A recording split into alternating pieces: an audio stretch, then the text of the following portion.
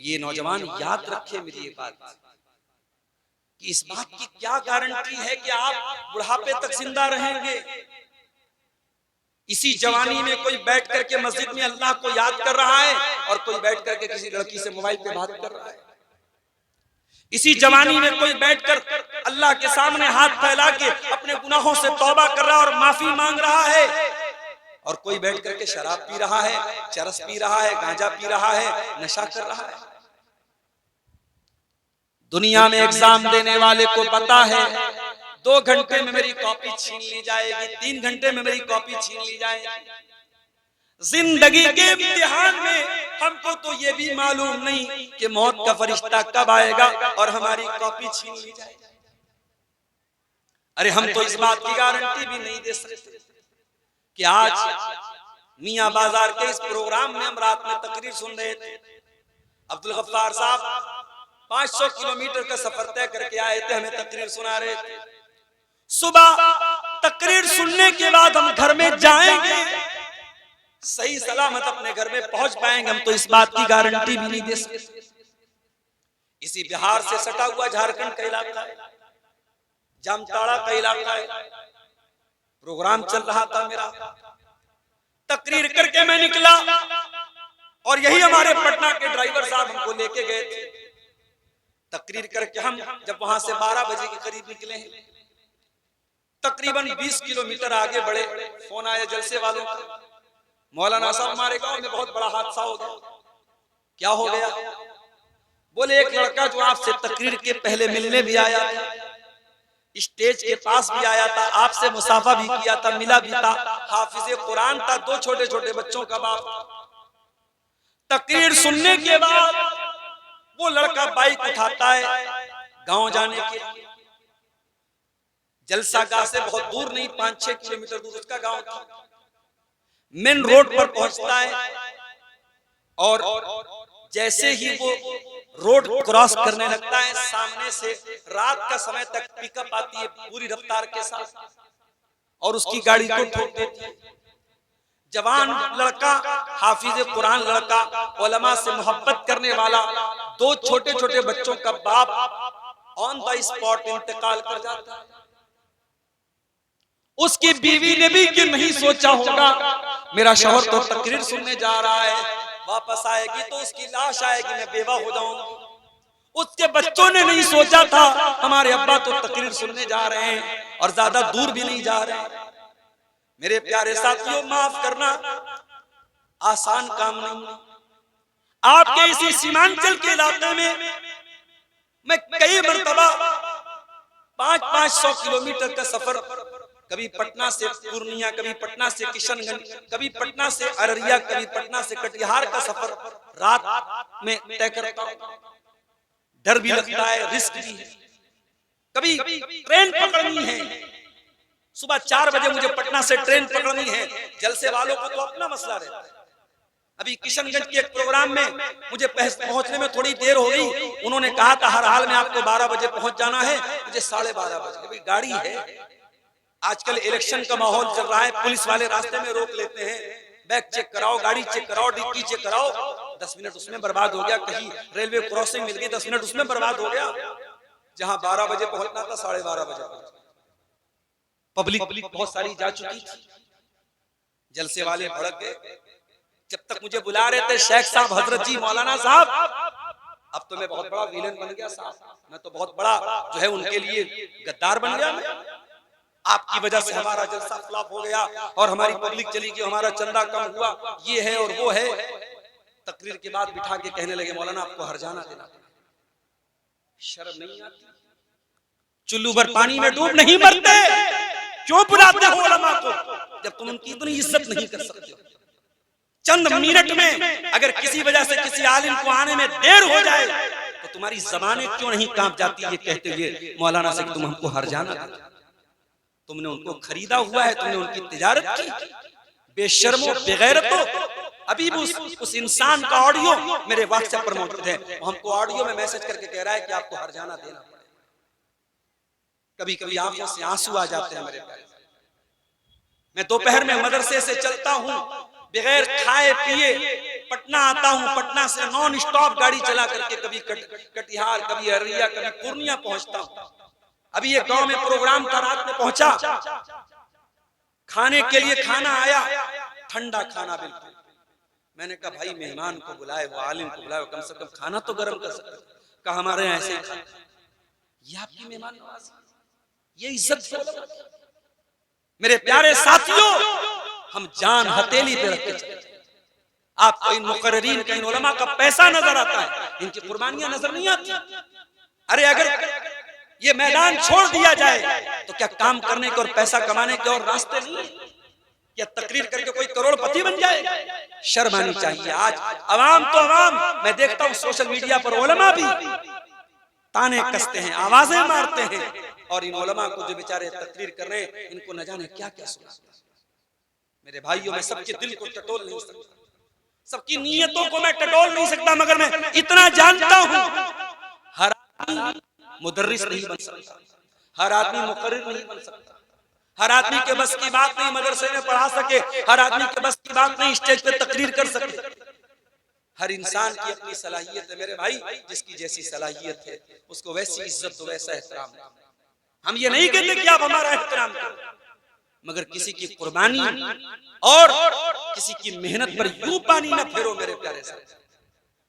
जिंदगी और मौत का कोई ठिकाना नहीं। मेरे कितने दोस्त हैं, इसी तकरीर के मैदान में सफर करते करते कोई एक्सीडेंट हुआ, इंतकाल कर गया। मैं कई बार तकरीर में बयान कर चुका हूं। मुंबई का हमारा एक साथी था, मुंबई की एक मस्जिद का इमाम पूना में तकरीर करने गया और सुबह फजर की नमाज पढ़ाना था। जल्दीबाजी में उसने पूना से एक जो वहां गाड़ी चलती है शेयरिंग पर, उस गाड़ी में सवार हुआ और पूना से मुंबई के रास्ते में इतना खतरनाक एक्सीडेंट हुआ कि लाश के परखच्चे उड़ गए। सर कहीं है, जिस्म कहीं है, बॉडी कहीं है, लाश पहचानने में नहीं आ रही। हम तो नहीं जानते मेरे भाई कब कौन सी ट्रक आए और हमारी कार से टक्कर हो जाए और हम खत्म हो जाएं। हम तो जान हथेली पे रख के चलते हैं, और हम इसलिए चलते हैं कि आप हमें ताने मारे, हमारे बारे में ये कहे कि साहब ये मौलाना, ये तकरीर करने वाले उलमा, ये तो आलिम के नाम पे कलंक हैं। और एक साहब ने यहां तक लिखा कि इनको भाड़े पे बुलाया जाता है, और जब भाड़े पे बुलाया जाता है तो जब टाइम दिया जाए तब आपको तकरीर करनी पड़ेगी, आप अपनी मर्जी के मालिक। तो आपको ये भी डिक्लेयर कर देना चाहिए कि नहीं साहब, हम तो उलमा को खरीद के लाए, ये हमारे गुलाम हैं, और गुलाम के जब गले में गुलामी का पट्टा डाल दिया जाए तो उसको जहां चाहे वहां लेकर जा सकते। अल्लाह ताला हम सब पर रहम करे मेरे प्यारे साथी। मेरे भाई, अल्लाह ताला ने दुनिया का निजाम कुछ ऐसा बनाया है कि रोजाना यहाँ कोई पैदा हो रहा है, कोई आ रहा है, कोई जा रहा है, कोई नया बच्चा पैदा हो रहा है दुनिया में, और कोई इंसान दुनिया से मर रहा है। ये सिस्टम है इस कायनात का, ये निजाम है, ये व्यवस्था है इस वर्ल्ड की, इस कायनात की अल्लाह ताला ने बनाई। जुमेरात को मैं एक प्रोग्राम था मेरा कटिहार में, सुबह बनारस से निकला, मेरी बहन के यहाँ डिलीवरी हुई, बच्चा पैदा हुआ। खुशखबरी आई, मेरे पास फोन आया कि आप मामू बन गए हैं, भांजा हुआ है आपको। मैंने अल्लाह का शुक्र।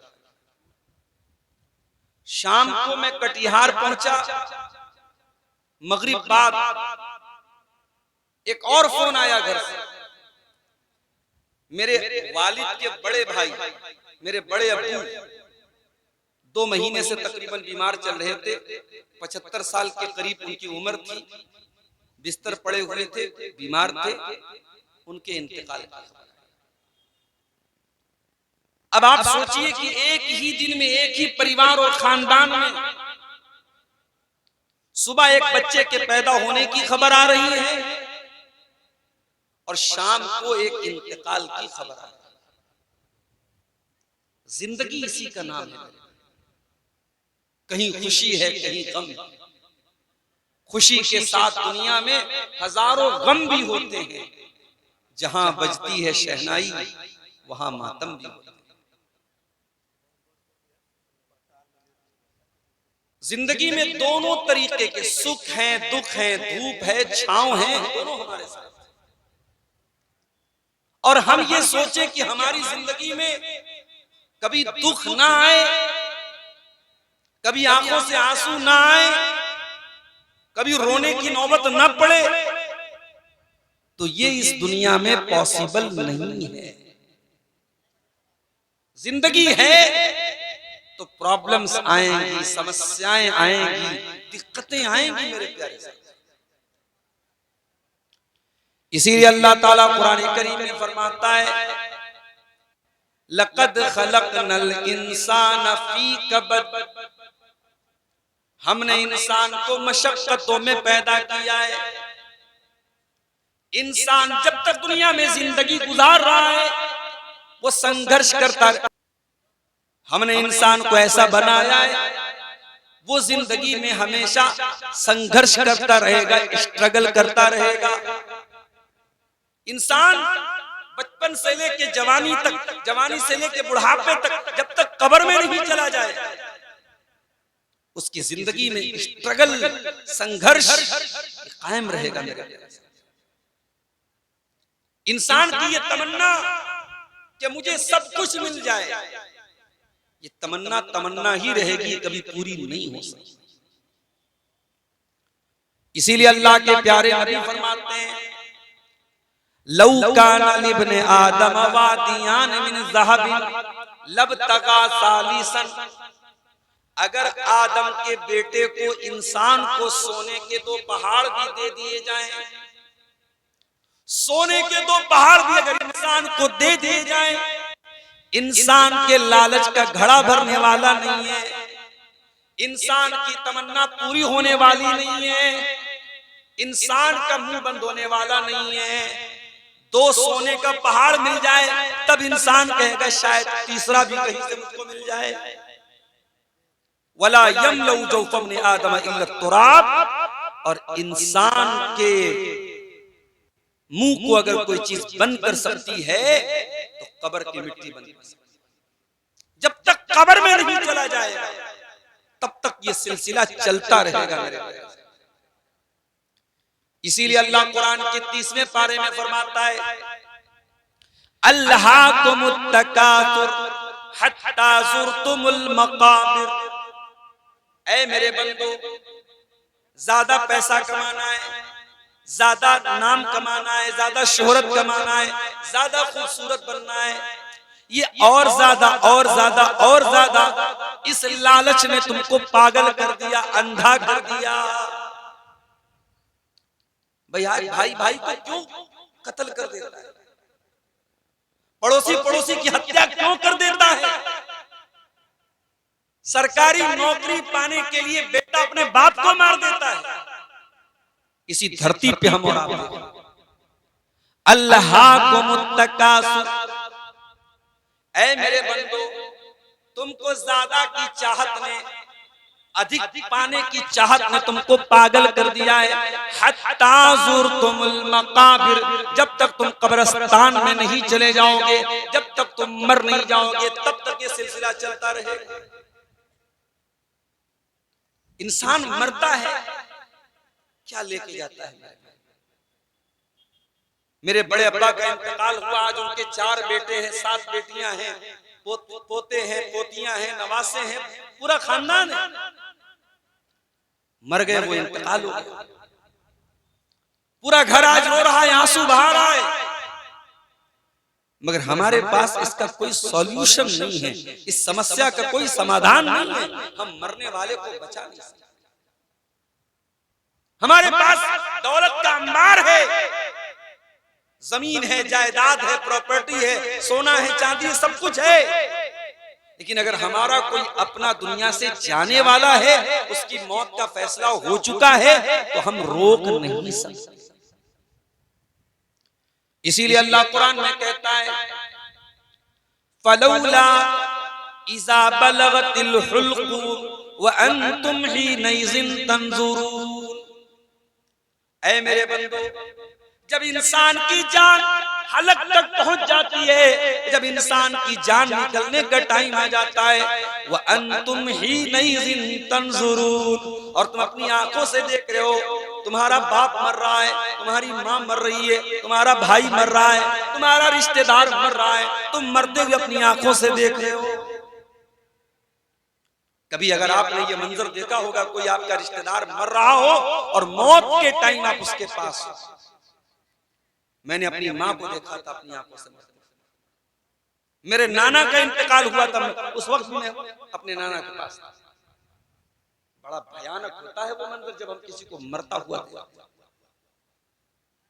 पल भर में एक इंसान हमारे बीच में था और पल भर में वो इंसान हमसे जुदा हो गया। अभी तक हम ये बोलते हमारा बाप है, हमारे नाना हैं, हमारी माँ है, हमारा भाई है, और पल भर में ये होता है कि हमारा भाई था, है से था होने में चंद सेकंड लगते हैं।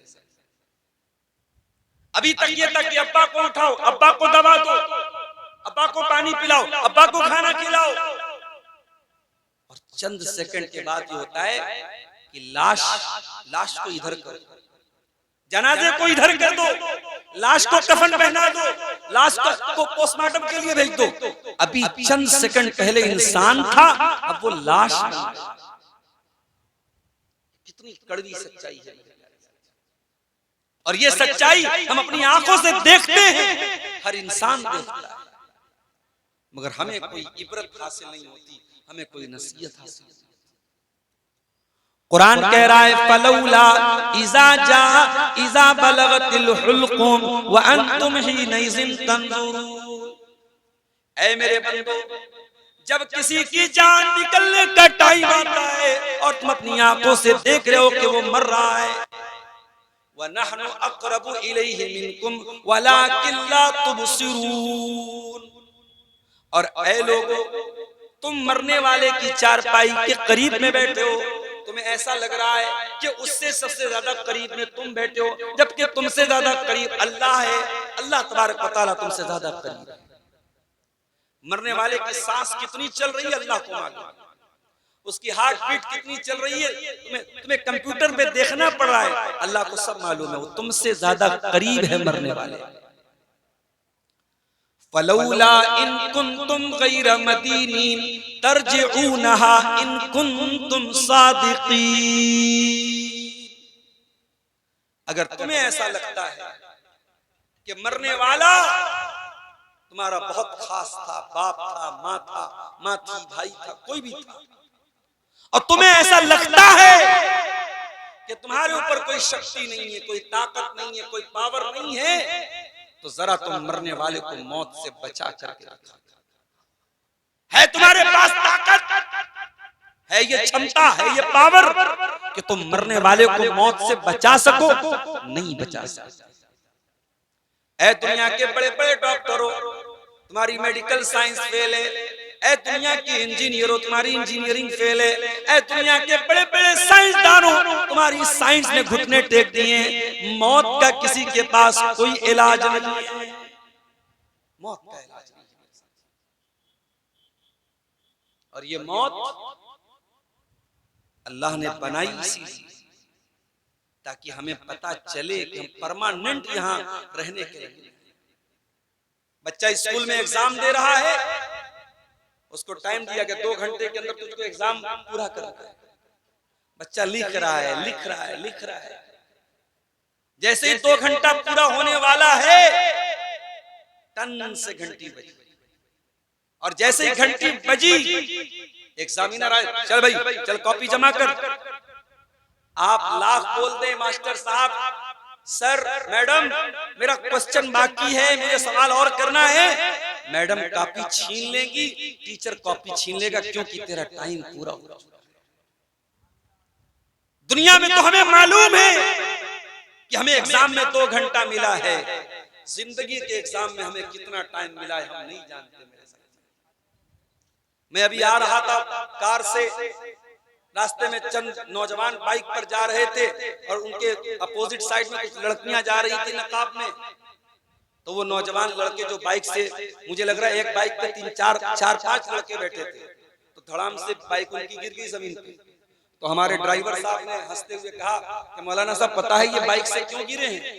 मैंने कहा क्यों गिरे हैं? कहा उनकी नजर लड़कियों के ऊपर। ये आज हो रहा है, एक्सीडेंट हो रहे हैं। इंसान गलत काम करने की वजह से, गलत चीजों को देखने की वजह से एक्सीडेंट भी कर जाता है। जिंदगी का कोई भरोसा नहीं है मेरे साथ। अल्लाह के नबी ने हजरत अब्दुल्लाह इब्न उमर से कहा था, क्या कहा था? कुन फी दुनिया कअन्नका गरीब। ऐ अब्दुल्ला, तुम दुनिया में उस तरीके से रहना जैसे परदेसी रहता है। बिहार का एक आदमी दिल्ली रह रहा है, आपके पूर्णिया का एक आदमी सऊदी अरब में काम कर रहा है। वहां पे वो बहुत आराम से रहता है, बहुत सुकून से रहता है, 24 घंटे एसी में रहता है, मगर उसको अपना मियाँ बाजार याद आता है, उसको अपना कस्बा का इलाका याद आता है, उसको अपना पूर्णिया याद आता है, उसको अपना वतन याद आता है। अल्लाह के नबी फरमा रहे हैं, कुन फी दुनिया कअन्नका गरीब। ऐसे जिंदगी गुजारो जैसे परदेसी जिंदगी गुजारता है। परदेसी परदेश में रहता है, मगर उसका दिल और उसका दिमाग अपने वतन में लगा है। या दुनिया में ऐसे जिंदगी गुजारो जैसे मुसाफिर जिंदगी गुजारता है।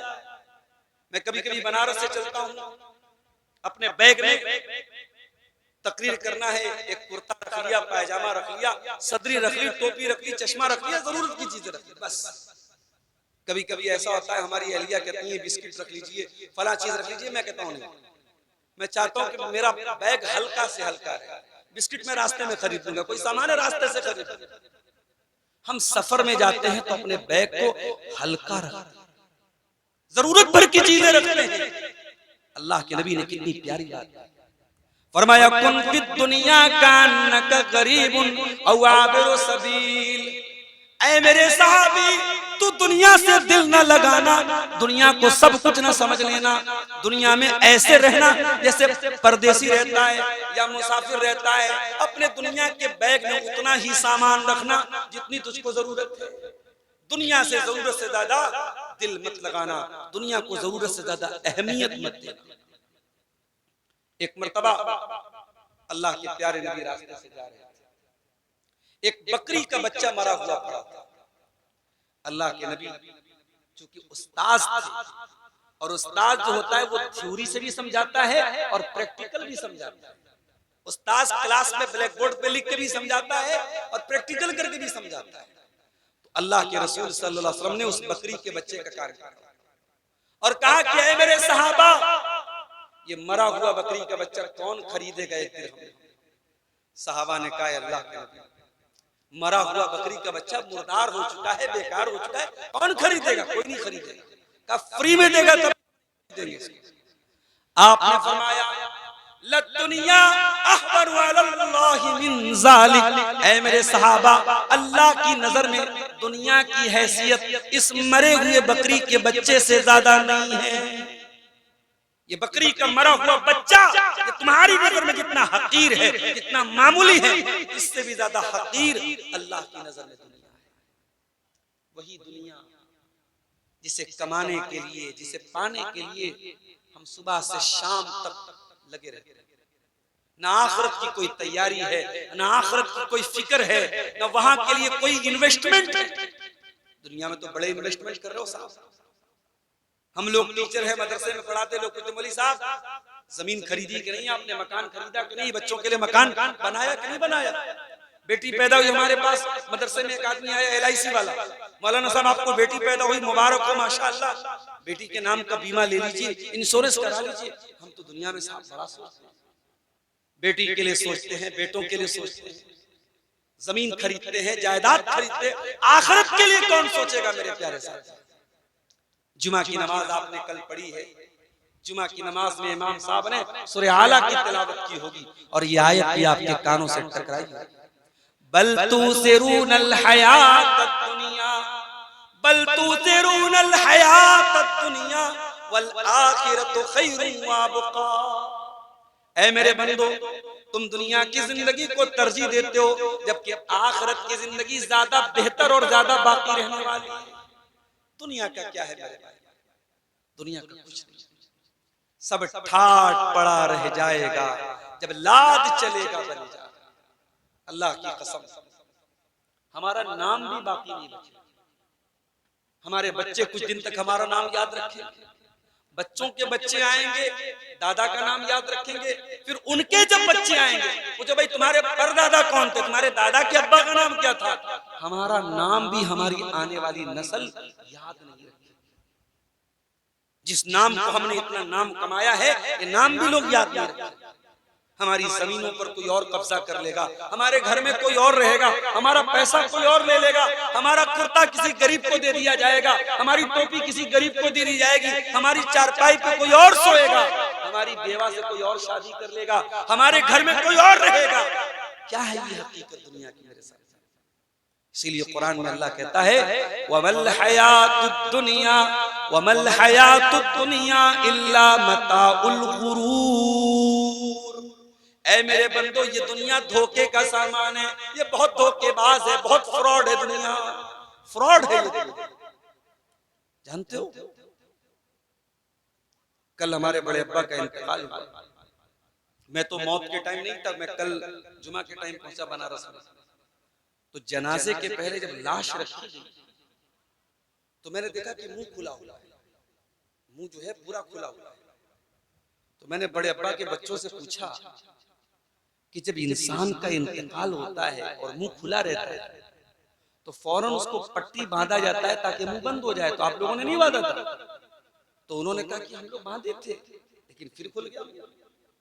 अल्लाह, यानी इंसान जिस पोजीशन में मरा है, मरने के बाद पोजीशन भी चेंज नहीं हो पाती। अगर मुंह खुला है तो खुला है, आंखें खुली हैं तो खुली है। अगर हाथ में कोई चीज पकड़ के मरा है तो उसी तरीके से पकड़े, बड़ी मुश्किल से निकालना है। कभी किसी मुर्दे को आपने गुस्ल देते हुए देखा है? मुर्दे का कुर्ता कैसे उतारता है? उतार तो नहीं सकते ना, उसको कैंची से काटते हैं। अल्लाह, दुनिया में इंसान कपड़ा चेंज करता है, कमरा बंद करके करता है, और आज लोग नहला रहे हैं और कैंची से उसका कुर्ता उतार रहे हैं। नहला रहे। दुनिया में लक्स से नहाता था, लाइफ बॉय से नहाता था, सिंथॉल से नहाता था, उसका फेवरेट साबुन था। और अब तो साबुन का भी दौर चला गया, अब वो बॉडी वॉश आ रहा है, बॉडी वॉश से लोग नहा रहे हैं। दुनिया में बॉडी वॉश से नहाता था, साबुन से नहाता था, शैम्पू से सर धोता था, फेस वॉश से चेहरा धोता था, दाढ़ी के लिए वो अलग क्या बोलते उसको, बियर्ड लोशन लगाता था। क्या क्या हमारे नौजवान बेचारे जो शौकीन किस्म के, सब जानते होंगे कितनी तरीके के लोशन आते हैं। धूप में निकलता तो सन क्रीम लगाता था, जाड़ा आता तो विंटर क्रीम लगाता था, गर्म पानी से नहाता था। आज मर गया, कोई पूछने वाला नहीं कि भाई ये मर गया है, जाड़े का मौसम है, चलो इसको गर्म पानी से नहला दो, गीजर के पानी से नहला। कोई पूछने वाला नहीं, कोई नहीं पूछने वाला है। अरे ये तो लक्स से नहाता था, लक्स लाओ, सिंथॉल लाओ, लाइफ बॉय लाओ, बॉडी वॉश लाओ, फेस वॉश लाओ, नहीं, बस नहला दिया जाता है। दुनिया में कपड़ा पहनता था, ब्रांडेड कपड़ा पहनता था। अभी मुझसे किसी नौजवान ने कहा मौलाना आप शेरवानी नहीं पहनते? मैं सदरी पहनता हूँ, शेरवानी कम पहनता हूँ। शेरवानी में झंझट थोड़ा ज्यादा है, लेकिन शेरवानी अच्छी लगती है, खूबसूरत लगती है। दुनिया में इंसान कितने महंगे महंगे कपड़े खरीदता है, कितने महंगे। बनारस में साड़ी बनती है, बॉलीवुड की एक बहुत बड़ी हीरोइन की शादी हुई तो बनारस से उसका लहंगा गया था, उसमें सोने की जरी का काम हुआ था, 1 लाख या 1.5 लाख का लहंगा था। इतना महंगा कपड़ा पहना जाता है। मरने के बाद कौन लहंगा पहनता है मेरे? मरने के बाद कौन साड़ी पहनता है? मरने के बाद कौन शेरवानी पहनता है? 3 कॉटन की सफेद चादरों में कफनाया जाता है। दुनिया में ब्रांडेड करने वालों, हमारी औकात यही है, मरोगे तो 3 कॉटन की चादरों में कफनाया जाता है। दुनिया में स्कॉर्पियो लेके घुमा करता था, बोलेरो लेके घुमा करता था, फॉर्च्यूनर लेके घुमा करता था, ऑडी लेके घुमा करता था। दुनिया में तेरी गाड़ी की रफ्तार का कोई मुकाबला नहीं था। मगर इंसान तू कितना बेबस हो चुका है। आज 4 लोगों के कंधे पर तेरा जनाजा जा रहा है, 4 लोग अपने कंधे पे सवार करके तुझको कब्रिस्तान लेके जा रहे हैं। जनाजे की नमाज हो रही है, इमाम साहब जनाजा पढ़ा रहे हैं, और हाय हाय तू इतना बदनसीब था, तेरे बच्चों ने पूर्णिया के सबसे महंगे स्कूल में पढ़ाई की थी, तेरी बेटियों ने सबसे महंगे स्कूल में पढ़ाई की थी, मगर तेरा एक बेटा भी इस लायक नहीं, एक बेटी भी इस लायक नहीं कि तेरी जनाजे की नमाज पढ़ सके। तुझे 5 बेटे हैं, 4 बेटे हैं, तेरा एक बेटा भी इस लायक नहीं है कि तेरी जनाजे की नमाज पढ़ सके। तू इतना बेबस है, ऐ इंसान तू गौर कर, तू कितना बेबस और कमजोर है। तेरा जनाजा हो रहा है, तेरा अपना बेटा जनाजा की नमाज की दुआ तक उसको नहीं आती। जनाजा हो गया, कब्र में उतारा गया, कब्र में लेटा दिया गया, तख्ता लगा दिया गया, मिट्टी डाल दी गई, रिश्तेदार आ रहे हैं मिट्टी दे रहे हैं, बच्चे आ रहे हैं मिट्टी दे रहे हैं, सब लोगों ने मिट्टी दी और मिट्टी दे के हाथ छाड़ के चले गए। लहद तक आपकी ताजीम कर दी, अब आगे आपके आमाल जाने। बस यहाँ तक आपका एहतराम कर दिया, आपका सम्मान कर दिया, आपकी इज्जत कर दी। अब्बा जान, अब इसके आगे हम आपके काम आने वाले हैं। अब कब्र में आपको अंधेरा मिलेगा कि रोशनी मिलेगी? कब्र में मुनकर नकीर के सवालों का आप सही जवाब देंगे कि फेल हो जाएंगे? आपको सांप बिच्छू काटेंगे या जन्नत की खिड़की खुलेगी? अब ये तय करेगा आपका अमल, ये तय करेगा आपका ईमान। न वहां औलाद काम आएगी, न बीवी काम आएगी, न बच्चे काम आएंगे। वमल हयात दुनिया इल्ला मताउल गुरूर। ऐ मेरे बंदो, ये दुनिया धोखे का सामान। मेरे अजीजों, मेरे साथियों, कभी जब अपने किसी रिश्तेदार का जनाजा उठाओ तो सोचो कल हमारा भी जनाजा उठे। किसी के इंतकाल की खबर सुनो तो सोचो कल हमारा भी इंतकाल होगा और हमारे गांव की मस्जिद पे ऐलान होगा फला साहब का इंतकाल हो गया, दोपहर में 2 बजे मिट्टी पड़ेगी, आपके भी इंतकाल का ऐलान किया जाएगा। उस दिन के आने के पहले तैयारी कर लो मेरे प्यारे साथी। इक़्तरब लिन्नास हिसाबुहुम वहुम फी गफलतिन मुरिदून। ऐ लोगों, तुम्हारे हिसाब का टाइम करीब आ चुका है, तुम्हारे इम्तिहान का टाइम करीब आ चुका है, लेकिन तुम गफलत में पड़े हुए हो, तुम गाफिल पड़े हुए हो। तुमको जर्रा बराबर परवाह नहीं कि इम्तिहान में मेरा क्या होगा, मैं पास हो जाऊंगा या फेल हो जाऊंगा। तुमको अपने इम्तिहान की कोई चिंता नहीं है, कोई फिक्र नहीं। मेरे अजीजों, उस जिंदगी की फिक्र करो। अल्लाह की कसम, हमारे प्यारे नबी सल्लल्लाहु अलैहि वसल्लम ने उस जिंदगी की फिक्र की, आपके सहाबा ने उस जिंदगी की फिक्र की। अल्लाह के प्यारे नबी का इंतकाल होता है, सोमवार के दिन आपका इंतकाल हुआ और इतवार के दिन आपके घर में जो चिराग जलाया गया, उस चिराग की का जो तेल था वो पड़ोसी से उधार लिया गया, पड़ोसी से उधार लेके तेल जलाया गया। आपका इंतकाल हुआ तो आपकी जो ज़रा थी वो एक यहूदी के यहाँ गिरवी रखी गई थी और बदले में 30 सा जौ लिया गया था। 30 सा जौ के बदले आपकी ज़रा गिरवी रखी गई थी। आपका इंतकाल हुआ, आपने अपने बच्चों के लिए न सोना छोड़ा, न चांदी छोड़ी, न दुनिया की जायदाद छोड़ी। हाँ, आपने छोड़ा तो कुरान छोड़ा, आपने छोड़ा तो सुन्नत छोड़ा, आपने छोड़ा तो शरीयत को छोड़ा।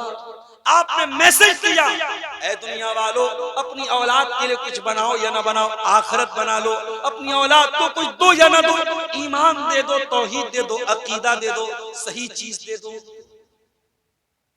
नबी का इंतकाल हो गया। नबी के इंतकाल के बाद हजरत अबू बकर सिद्दीक को खलीफा बनाया गया।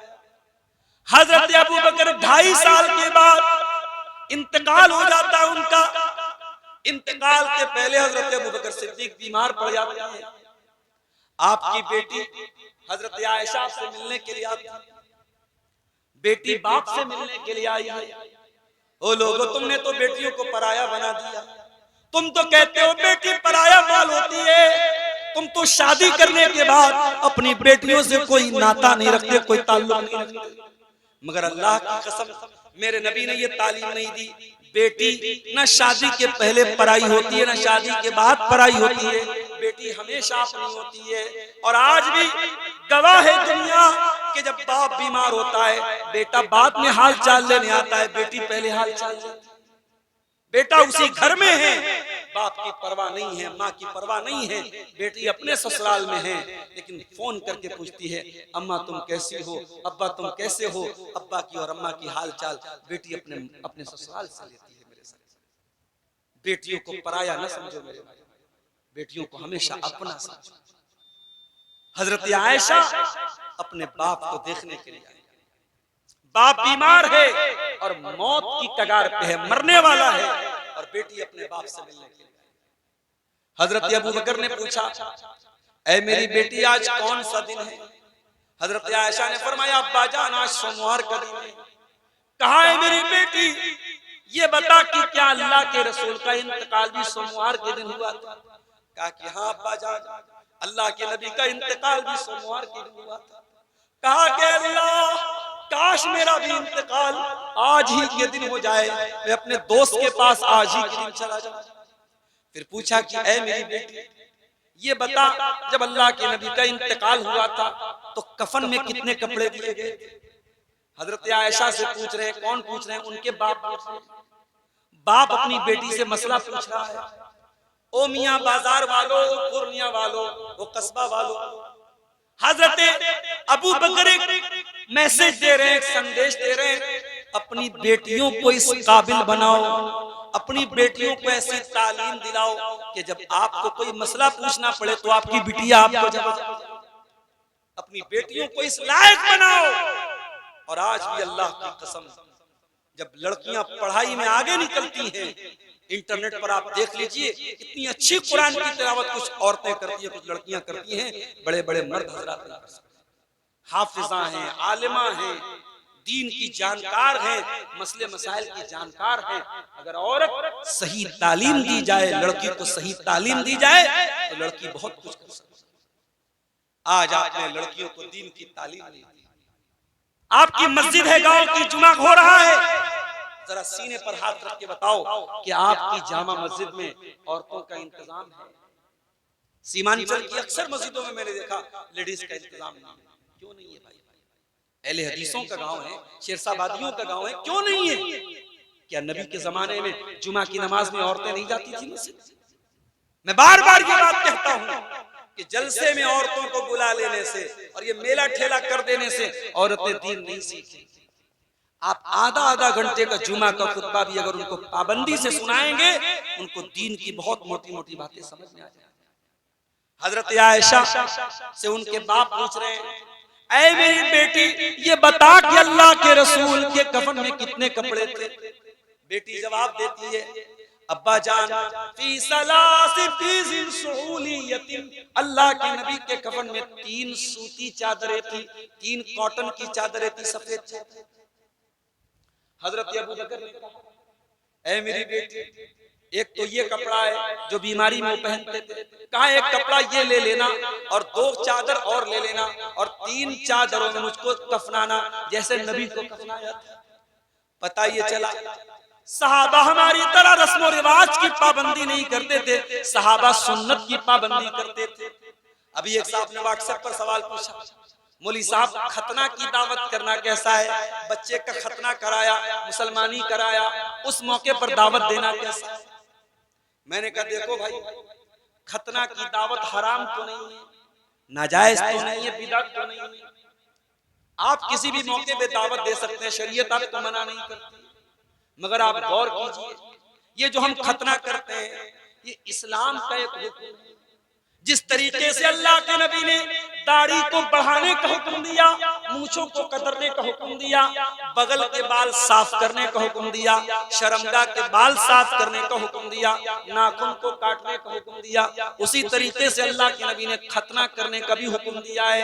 ये आपकी ऐसी सुन्नत है जिसका ताल्लुक फितरत से है। मैंने कहा खतना का ताल्लुक इस्लाम से है, इस्लाम ने खतना का हुक्म दिया है। और जाहिर है सहाबा भी अपने बच्चों का खतना कराते थे, मगर हमें कोई दलील ऐसी नहीं मिलती कि सहाबा ने अपने बच्चों का खतना किया हो और खतना पर दावत दी। इसलिए ऐसी दावत जो सहाबा के दौर में हो सकती थी मगर सहाबा ने नहीं दिया है, हमें और आपको उससे अवॉइड करना चाहिए, उससे बचना चाहिए। आज हमारे यहाँ जनाजे में, मैं तो कभी कटिहार के किसी जनाजे में या पूर्णिया सीमांचल के किसी जनाजे में शामिल नहीं हुआ, मगर मैं देखता हूं कि अपने अहले हदीसों में भी जनाजे में बहुत सारी बिदअत आ चुकी है। अभी हमारे बड़े अब्बा का इंतकाल हुआ, अब चारपाई को, मैयत की चारपाई को घर से निकालना है। अब उसमें मसला पैदा हो रहा है कि सर की तरफ से निकाला जाए कि पैर की तरफ से। भैया कोई मसला नहीं, सर की तरफ से निकालो चाहे पैर की तरफ से निकालो, कोई मसला नहीं। मसला हमने बना के रखा। बनारस में कहीं कहीं देखता हूँ जनाजा जब मैयत को दफनाते हैं तो बैर की पत्ती डालते हैं उसके साथ, कोई सबूत नहीं मिलता। कहीं कहीं मैयत को दफन करने के बाद, अहले हदीसों में तो रिवाज नहीं, दूसरी जमात वालों क्या है कि दफन करने के बाद खड़े होकर अजान देते हैं, पूरी अजान देते हैं। मैंने एक भाई से पूछा, भाई अजान क्यों देते हैं? कहा कि हदीस में आया है अजान देने से शैतान भाग जाता है। अब ये बेचारा अभी कब्र में गया है, मुनकर नकीर आएंगे, इससे सवाल पूछेंगे तेरा रब कौन है, तेरे नबी कौन है, तेरा दीन क्या है, और शैतान आके बहकाएगा, इसलिए हम अजान दे रहे कि शैतान भाग जाए। मैंने कहा वाह रे वाह, बड़ी दूर की तुझे सूझी है, तुझे समझ में आ गई बात कि अजान देने से शैतान भाग जाएगा। मेरे नबी को क्यों नहीं समझ में आया? मेरे नबी ने क्यों नहीं बताया कि अजान दे दो मैयत को दफन करने के बाद अजान? तो जनाजे का मसला हो चाहे निकाह का मसला हो, जिंदगी का कोई भी मसला हो, अगर वाकई में अहले हदीस कहते हो अपने आप, मेरा जुमला नोट कर लो, अगर वाकई में अहले हदीस कहते हो तो रस्म और रिवाज के पाबंद मत बनो, सुन्नत के पाबंद बनो, सुन्नत के पाबंद बनो। और अगर वाकई में अहले हदीस हो तो ये जहेज की रस्म छोड़ दो, ये बारात की रस्म छोड़ दो, ये मंगनी की रस्म, मंगनी के नाम पे लंबी चौड़ी दावत करना छोड़ दो, ये हल्दी की रस्म छोड़ दो, ये तिलक की, ये सारी गैर मुस्लिमों की रस्में हैं जो आपके यहाँ। आज गैर मुस्लिम परेशान हैं और आप मुसलमान होके उनकी रस्मों को आपने अडॉप्ट किया और आप परेशान। तो हजरत अबू बकर ने पूछा, बेटी ये बता नबी के कफन में कितने कपड़े थे? हजरत आयशा ने कहा 3 कपड़े थे। कहा मुझे भी 3 कपड़े में कफनाना, और एक कपड़ा जो बीमारी के दिनों में पहनते थे, का एक कपड़ा ये ले लेना और 2 कपड़ा और ले लेना, और मुझे 3 कपड़े में कफनाना। वो जो कपड़ा हजरत अबू बकर बीमारी के दिनों में पहनते थे, उस कपड़े में कई जगह दाग लगे हुए थे। हजरत आयशा ने कहा, अब्बा जान हम इतने कहे गुजरे तो नहीं है, हम इतने गरीब तो नहीं है कि आपको हम ऐसा पुराना कपड़ा पुराने कपड़े में कफनाए, ऐसे कपड़े में कफनाए जिसमें दाग लगा हुआ है। अरे अब्बा जान हम आपको नए कपड़े में कफनाएंगे। तो हजरत अबू बकर ने क्या जवाब दिया? क्या जवाब दिया तो जरा गौर से सुनना। फरमाया इन्नल हय्या अहक्कु बिल जदीद, ऐ मेरी बेटी मैं तो मरने वाला हूं और मरने वाले को नया कपड़ा नहीं देते, नया कपड़ा तो जिंदा को देते हैं। ऐ मेरी बेटी मुझे नए कपड़े का कोई शौक नहीं है, मुझे पुराने कपड़े में ही कफना देना, जैसा कपड़ा मौजूद है उसी कपड़े में मुझको कफना देना। ये अबू बकर सिद्दीक थे मेरे प्यारे। हजरत उमर को देखिए, इंतकाल का टाइम है, आखिरी टाइम। अबू लूलू फिरोज ने हमला किया, पेट पर नेजा मारा, खंजर मारा, हजरत उमर की अतड़ियां बाहर निकल गई, मुसल्ले पर गिर पड़े। घर लेके आया गया, डॉक्टर आए, तबीब आए, वैद आए, हकीम आए, दवाएं दी गई, दवाएं सब बाहर निकल गई। हजरत उमर को यकीन हो गया अब मेरा आखिरी टाइम है, इंतकाल का टाइम है। हजरत उमर के चेहरे पर घबराहट है। किसी ने कहा है उमर इतना घबरा क्यों रहे हो? आप तो अल्लाह के नबी के बड़े प्यारे साथी हैं, बड़ा साथ दिया है आपने इस्लाम का, बड़ी मोहब्बत करते थे अल्लाह के नबी आपसे, आपको इतना परेशान होने की जरूरत नहीं। हजरत उमर ने फरमाया लौ अन्ना ली तिलाअल अर्ज़ि ज़हबा लफ्तदैतु बिही मिन अज़ाबिल्लाहि क़ब्ल अन अरा। कहा कि ऐ लोगों मैं तो ये चाहता हूं अगर जमीन भर के सोना भी मुझको मिल जाए और अल्लाह ताला ये कह दे कि ऐ उमर तू जमीन भर के सोना दे दे और मैं तुझको अपने अजाब से बचा लूंगा, तो उमर उसके लिए भी तैयार है। मैं जमीन भर के सोना दे करके अल्लाह के अजाब से बचने के लिए तैयार। ये हजरत उमर। ये हजरत उमर थे जो नबी की जबान से बार बार जन्नती होने का सर्टिफिकेट ले चुके थे। उनको इतनी चिंता थी अल्लाह के अजाब से बचने की। और हम और आप सर से पैर तक गुनाहों में लथपथ रहते हैं, 24 घंटे जब तक जागते रहते हैं। कभी मोबाइल पर कोई गलत चीज देख रहे हैं, कभी किसी के साथ कोई गलत काम कर रहे हैं, कभी किसी को जबान से तकलीफ पहुंचा रहे हैं। हम तो गुनाहों में लथपथ लोग हैं मेरे भाइयों। हमें कभी मौत याद नहीं आती, हमें कभी कब्र याद नहीं आती, हमें कभी अपना अंजाम याद नहीं आता। मैं कभी कभी कहता हूं कि हम इतने कठोर दिल हो चुके हैं कि अब कब्रिस्तान जाकर के भी हमको मौत याद नहीं आती। कब्रिस्तान में भी जुआ खेलने वाला बैठ के जुआ खेल रहा है, शराब पीने वाला शराब पी रहा है और मोबाइल देखने वाला मोबाइल देख रहा है। जबकि कब्रिस्तान कैसी जगह है? ये इबरत की जा है, तमाशा नहीं है। कब्रिस्तान वो जगह है जहां इबरत हासिल करनी चाहिए। बड़े बड़े बादशाह भी वहीं दफन है, बड़े नेक लोग भी वहीं दफन है, शराबी भी वहीं दफन है, नमाजी भी वहीं दफन है, अच्छे भी वहीं दफन है, बुरे भी वहीं दफन है। कब्रिस्तान जाओ तो अपने अंजाम को याद करो मेरे भाइयों। हमें भी मर के यहाँ आना है, हमें भी कब्र में चले जाना है, हमें भी मिट्टी में मिल जाना है, हमको भी कब्र में जाके सवाल और जवाब देना है। इसीलिए अल्लाह के नबी के डबल दामाद, जिनके निकाह में नबी की 2 बेटियां, जो रुकैया के भी शौहर थे, जो उम्मे कुलसूम के भी शौहर थे, अल्लाह के प्यारे रसूल के डबल दामाद, दोहरे दामाद ज़ुन्नूरैन हजरत उस्मान गनी रज़ी अल्लाह ताला अन्हु जब किसी कब्रिस्तान के पास से गुजरते थे, जब किसी कब्र के पास से गुजरते थे, ज़ारों कतार रोने लगते थे, फूट फूट के रोने लगते थे, आंखों से आंसू बहने लगते थे। किसी ने पूछा, ऐ उस्मान, जन्नत की बात आती है तो आप रोते नहीं है, जहन्नम की बात आती है तो आप रोते नहीं है, ऐ उस्मान कब्र को देख करके क्यों रोने लगते हैं? उस्मान गनी कहते हैं, ओ लोगों, मैं क्यों न रोऊं, मैं कब्र को देख के क्यों न रोऊं? मैंने अपने नबी को ये फरमाते हुए सुना है, इन्नल कब्र अव्वलु मिन मंजिलिन मिन मनाजिलिल आखिरा, बेशक ये कब्र आखिरत की पहली मंजिल है। जिसने इस मंजिल को पार कर लिया उसके लिए आगे की मंजिलें आसान हैं। अहले हदीसों, कब्रिस्तान जाया, मैं ये नहीं कहता अजमेर जाओ, मैं ये नहीं कहता कि ये बड़ी बड़ी पक्की जो मज़ारे बनी है वहां जाओ, अपने कब्रिस्तान जाओ, अपने गांव के कब्रिस्तान जाओ और देखो तुम्हारी माँ वहीं दफन है, तुम्हारे दादा वहीं दफन है, तुम्हारा बाप वहीं दफन है। उनको देख करके अपनी मौत को याद करो। उस्मान गनी कहते हैं, मैं कब्रिस्तान को देखता हूँ तो मुझे वो हदीस याद आ जाती है। अल्लाह के नबी ने कहा, कब्र आखिरत की पहली मंजिल है, जो इस मंजिल से बच गया उसके लिए आगे की मंजिलें भी आसान। एक मर्तबा अल्लाह के नबी सहाबा को लेके अपनी माँ की कब्र पे गए और माँ की कब्र पे जब पहुंचे हैं, माँ की ममता याद आई, माँ का प्यार याद आया। 6 साल की उम्र में अल्लाह के नबी ने माँ को खोया। 6 साल के बच्चे की मेमोरी आज 50 साल के बाद रिपीट हो रही है, रिवाइंड हो रही है। 6 साल की उम्र में माँ का प्यार और माँ की ममता को आपने खोया था। आज 50-60 साल उम्र हो चुकी है, आज आपको अपनी माँ की याद आई है। माँ की कब्र पे आप गए हैं और आंसू बहा रहे हैं। अल्लाह के नबी फूट फूट के रो रहे हैं, ज़ारों कतार रो रहे हैं और आपको रोता हुआ देख के आपके सहाबा भी रोने लगे, सहाबा भी रोने लगे। और नबी ने रोते हुए फरमाया कि ऐ मेरे सहाबा, मैंने अपने रब से 2 चीजों की इजाजत मांगी थी, एक चीज की इजाजत मिल गई और एक चीज की इजाजत नहीं मिली। मैंने अपने रब से इजाजत मांगी थी कि ऐ अल्लाह, मैं अपनी माँ के लिए मग़फ़िरत की दुआ करना चाहता हूँ, मैं अपनी माँ की मग़फ़िरत की दुआ करना चाहता हूँ। अल्लाह ने मुझको परमिशन नहीं दी, अल्लाह ने मुझको इजाजत नहीं दी। मेरे प्यारे साथियों, अगर आपकी माँ मुसलमान है, आपकी माँ तौहीद पर है और आपकी माँ दुनिया से जा चुकी है, तो आप अपनी माँ के लिए मग़फ़िरत की दुआ कर सकते हैं। नबी को भी अपनी माँ के लिए मग़फ़िरत की दुआ करने की इजाजत नहीं मिली, आपको वो इजाजत मिली है।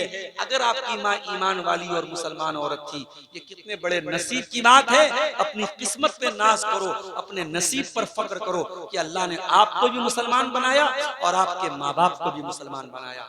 नबी ने फरमाया, मैंने अपनी माँ की मग़फ़िरत की दुआ मांगी, अल्लाह ने मुझको इजाजत नहीं दी। फिर मैंने दूसरी इजाजत मांगी कि ऐ अल्लाह, मैं अपनी माँ की कब्र पे जाना चाहता हूँ। अल्लाह ने मुझको इजाजत दे दी। फजूरुल कुबूर, ऐ लोगों तुम भी कब्रिस्तान जाया करो और मुर्दों की कब्र पे जाया करो, वहां जाने से तुमको आखिरत की याद आएगी। मेरे प्यारे साथियों, कब्रिस्तान जाया करो और सोचो कि कब्र में हमसे जब सवाल जवाब होगा तो हम क्या जवाब देंगे। हमारे हाथों में कोई नेकी नहीं है, हमारे नामे अमाल नेकियों से खाली हैं। न हम नमाज पढ़ने वाले, न हम रोजा रखने वाले, न हम अल्लाह की राह में ज्यादा सदका खैरात करने वाले। हमारा क्या अंजाम होगा मेरे प्यारे साथियों। एक आखिरी हदीस सुना के बाद खत्म करता हूँ। अल्लाह के प्यारे नबी, एक अंसारी सहाबी की मैयत थी, जनाजा था और जनाजे को कब्र में उतारा जा रहा था। अल्लाह के नबी अपने सहाबा के साथ बैठे हुए थे। अचानक आपने कब्र को देखा और आप रोने लगे। अल्लाह के नबी ने कब्र को देखा, रोने लगे। इतना रोए हत्ता बल्लस सरा, आपके आंसुओं से वहां की जमीन भीग गई। और आपने कब्र की तरफ इशारा करके फरमाया, ले मिसले हाजा फअइदू या इख्वानी, ऐ मेरे सहाबा, इस कब्र में तुम सबको जाना है, हम सबको जाना है, इस कब्र की तैयारी करो। ओ मेरे प्यारे भाइयों, नबी ने हमें और आपको ये पैगाम दिया है, दुनिया की जिंदगी में कब्र की तैयारी कर लो, दुनिया की जिंदगी में आखिरत की तैयारी कर लो। वहां दोबारा कोई चांस नहीं मिलेगा। जो तुम्हें तैयारी करना है यही करना है, वहां जाने के बाद कोई दोबारा चांस नहीं मिलेगा। अल्लाह कुरान में कहता है, जब जहन्नमी जहन्नम में चले जाएंगे, वहुम यस्तरिकून फीहा रब्बना अखरिजना मिनहा नामल सालिहन गैरल्लज़ी कुन्ना नामल। जब जहन्नमी जहन्नम में जाएंगे, चीखेंगे, चिल्लाएंगे और कहेंगे, ऐ अल्लाह, एक बार तू जहन्नम से हमको निकाल दे। हम वादा करते हैं, हम प्रॉमिस करते हैं, ऐ अल्लाह, हम अब दोबारा कोई गुनाह नहीं करेंगे, कोई पाप नहीं करेंगे, अच्छा अमल करेंगे, नेक अमल करेंगे, मस्जिदों में दान देंगे, मदरसों में दान देंगे, सदका करेंगे, खैरात करेंगे, नमाज पढ़ेंगे, जिना नहीं करेंगे, शराब नहीं पिएंगे, वो बड़ी बड़ी बातें करेंगे। अल्लाह फरमाएगा, अवलम नुअम्मिरुकुम मा यतज़क्करु फीहि मन तज़क्कर वजाअकुमुन नज़ीर। ऐ मेरे बंदो, हमने तुमको पूरा टाइम दिया था। तुम 60 साल दुनिया में रहे, तुम 50 साल दुनिया में रहे, तुम 40 साल दुनिया में रहे, तुमको जवानी मिली, तुमको बुढ़ापा मिला, तुम बहुत कुछ कर सकते थे। अब दोबारा तुमको टाइम नहीं मिलेगा, तुम्हारा गेम ओवर हो चुका है, तुम्हारा टाइम फिनिश हो चुका है, तुम्हारा समय समाप्त हो चुका है। तो मेरे प्यारे नौजवान, इस जवानी में अल्लाह को राजी और अल्लाह से जब बात करो तो ऐसे गिड़गिड़ा के बात करो, ऐसे गिड़गिड़ा के अल्लाह से माफी मांगो जैसे बच्चा अपनी माँ के सामने तड़पता है।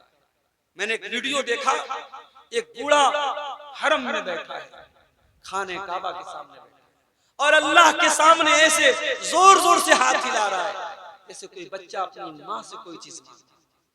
अल्लाह के सामने जितना दर्द के साथ और तड़प के साथ मांगोगे, अल्लाह उतना जल्दी तुम्हारी तौबा को कबूल करेगा। मेरे भाइयों, तौबा कर लो, इसके पहले कि तौबा का चांस खत्म हो जाए, इससे पहले कि अल्लाह ताला के यहाँ गेम ओवर हो जाए, समय समाप्त हो जाए और मौत का फरिश्ता आ करके आपकी सांसों की डोर को तोड़ दे, आपकी सांस चलना बंद हो जाए, आपका दिल धड़कना बंद हो जाए, आपकी नब्ज चलनी बंद हो जाए, उसके पहले तौबा कर लीजिए, अल्लाह से माफी मांग लीजिए। और जब अल्लाह से तौबा करेंगे तो कितना बड़ा भी गुनहगार हो, अगर सच्ची तौबा करेगा अल्लाह उसको माफ करने को तैयार है। अगर अल्लाह की तरफ आप एक बित्ता चलेंगे, अल्लाह आपकी तरफ एक हाथ चलेगा, आप एक हाथ चलेंगे, अल्लाह आपकी तरफ एक गज चलेगा, आप चल के जाएंगे, अल्लाह ताला दौड़ के आपके पास आएगा। आप अल्लाह की तरफ रुजू तो कीजिए, आप अल्लाह से तौबा तो कीजिए, आप अल्लाह से माफी तो मांगिए। ये रात का सुहाना वक्त है मेरे प्यारे साथियों, इस वक्त दुआएं कबूल होती हैं, इस वक्त अल्लाह ताला आसमान दुनिया पर उतरता है, नाज़िल होता है और कहता है, ऐ मेरे बंदो, है कोई मांगने वाला जो मुझसे मांगे और मैं उसकी दुआ को कबूल करूं? है कोई माफी मांगने वाला? है कोई मग़फ़िरत तलब करने वाला जिसकी मैं मग़फ़िरत कर दूं? इस सुहाने टाइम में मेरे प्यारे साथियों, घर जाके मोबाइल में न लग जाना, रील्स न देखने लगना, गुनाहों के बाजार गर्म न कर देना। इस सुहाने वक्त में अगर मौका मिले घर जाना और वजू करके, फजर का टाइम भी बहुत ज्यादा नहीं बचेगा, घर जाके आप अल्लाह के सामने रोने लगना, गिड़गिड़ाने लगना, माफी मांगना, तौबा कर लेना। और क्या पता कि वो तौबा के जो आंसू निकलेंगे आंखों से, वो आंसू हमारे गुनाहों की सारी आग को बुझा देंगे। दुनिया के किसी पानी में वो पावर नहीं है, तो तौबा के आंसुओं में जो पावर है मेरे प्यारे साथियों। अल्लाह के नबी ने फरमाया, ला यलिजुन नार रजुलन बका मिन खशियतिल्लाह, वो इंसान जिसकी आंखों से अल्लाह के खौफ से आंसू बहता हो, वो इंसान जहन्नम में नहीं जा सकता है, वो आंखें जहन्नम में नहीं जाएंगी। अपनी आंखों को रोने की आदत डलवाओ मेरे भाइयों, अपनी आंखों से अल्लाह की बारगाह में आंसू बहाने की आदत डालो। दुआ है रब्बे करीम से रब्बुल आलमीन हमें और आपको नेक अमल करने की तौफीक अता फरमाए। रब्बुल आलमीन हमें जिंदगी में ही मौत के बाद की तैयारी की तौफीक अता फरमाए। रब्बुल आलमीन हमें कब्र के अंदर की जो जिंदगी है उस जिंदगी को बेहतर बनाने की हमें तौफीक अता फरमाए। अल्लाह हमारी कब्र की मंजिलों को आसान फरमाए, अल्लाह मैदान महशर की मंजिलों को आसान फरमाए। रब्बुल आलमीन जिस इदारे के लिए आज का ये प्रोग्राम हुआ है, इस इदारे को मजीद तरक्की अता फरमाए और हमें तौफीक दे कि हम इस इदारे को हम तरक्की दें, इस इदारे का साथ दें और इस इदारे से जो बच्चे और बच्चियां पढ़ें अल्लाह ताला उन्हें दीन का सच्चा खादिम बनाए। रब्बुल आलमीन हमें से जो बीमार हैं उनको शिफाए कामिला अजला अता फरमाए, जो रोजी रोटी से परेशान हैं अल्लाह उनके कारोबार में बरकत नसीब फरमाए, जिनके माँ बाप दुनिया में हैं अल्लाह उनको अपने माँ बाप की खिदमत करने की तौफीक दे, और जिनके माँ बाप दुनिया से जा चुके हैं अल्लाह उनके माँ बाप की मग़फ़िरत फरमाए। आपके स्टेट में इलेक्शन होने वाला है, मैं बगैर किसी पार्टी का नाम लिए हुए यही दुआ करूंगा, अल्लाह इस स्टेट में, इस राज्य में, इस सूबे में ऐसी हुकूमत लाए जो इंसानियत के साथ चले, न्याय के साथ चले, जस्टिस के साथ चले, जो लोगों के साथ अन्याय न होने दे, अत्याचार न होने दे, जो लोगों को उनकी मूलभूत सहूलतें दे, जो लोगों को खुशहाल जिंदगी गुजारने के लिए जो है तैयारी करे। अल्लाह ताला इस स्टेट को, इस सूबे को अल्लाह ताला ऐसे हुक्मरान अता फरमाए। रब्बुल आलमीन हमारे पूरे मुल्क की हिफाजत फरमाए, हमारे मुल्क को अल्लाह ताला जालिमों के जुल्म से, शरीरों के शर से महफूज रखे, जब तक हमें दुनिया में जिंदा रखे, इस्लाम पर जिंदा रखे और हमारा खात्मा ईमान पर हो। आमीन। व आखिर दावाना अनिल हम्दुलिल्लाहि रब्बिल आलमीन।